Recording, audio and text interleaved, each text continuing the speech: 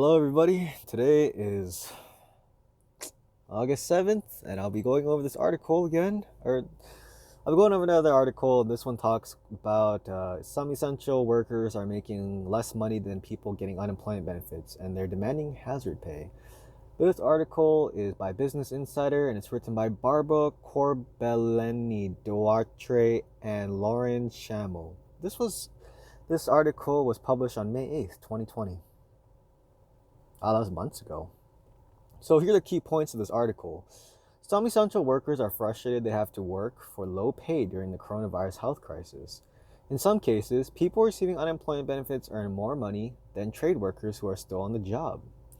Lawmakers have proposed awarding essential workers hazard pay, additional payments for work under dangerous conditions. So let's get into this article. Getting sick, missing paychecks while recovering, and returning to work through pandemic is still a reality for many Americans like Bailey Delaplane. But she feels forgotten.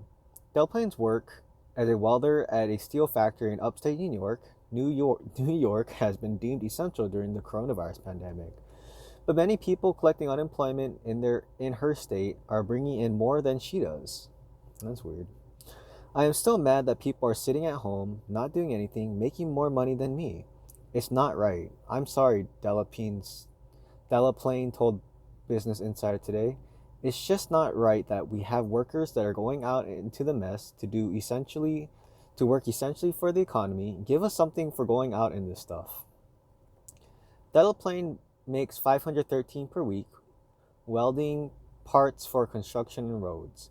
Meanwhile, many people who've been laid off or furloughed in New York State are earning about double that, thanks to the $600 per week from the federal stimulus package. So that means Delaplane's only making $513, and that's probably after taxes. After taxes, she'd probably be making I don't know, what's 260 something. So she'd make it like $860 per week instead.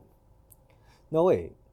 Yeah, she'd be making like 800 something bucks. So it's a lot of money.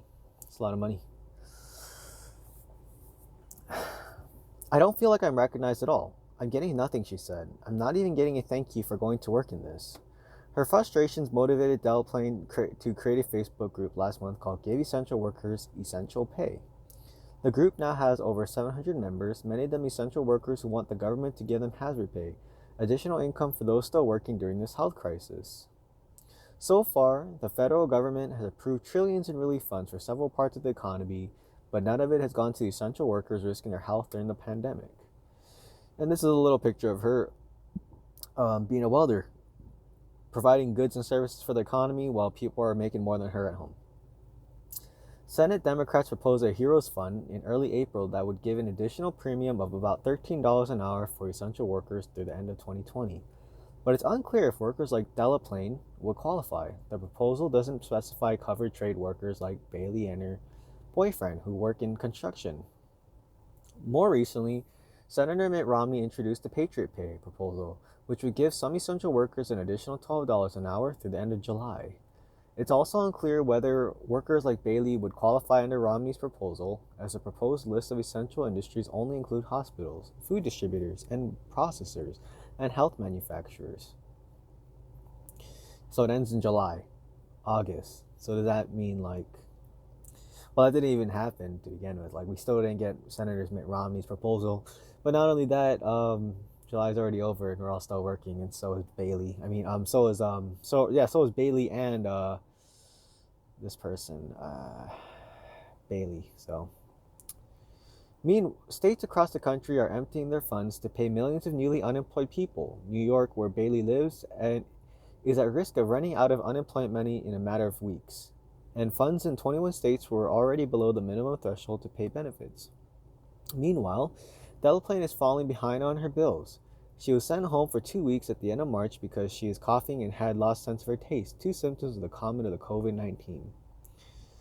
She never got tested because without shortness of breath and fever, her case wasn't considered severe, but those 2 weeks without pay have taken a toll.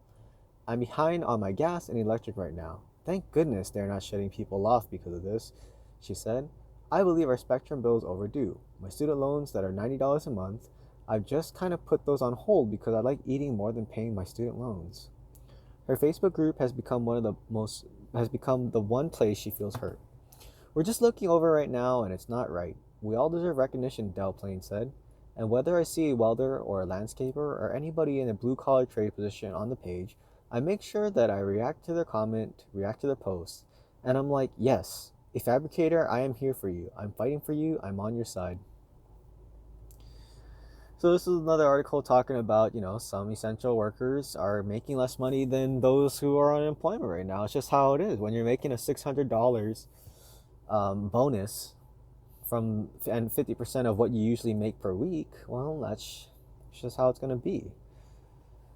So, I don't really know how they're going to be able to compensate people like Bailey, for example, who have been working through this global pandemic in hazardous conditions, risking her health, her safety, her family and friends' safety, working harder than ever because she probably has to make up for the manpower of those people that she's providing for. And I don't know how she's gonna make up for all the time that she's lost. That people making more than her financially are receiving. But I really hope that some way the government can figure out a way to compensate people.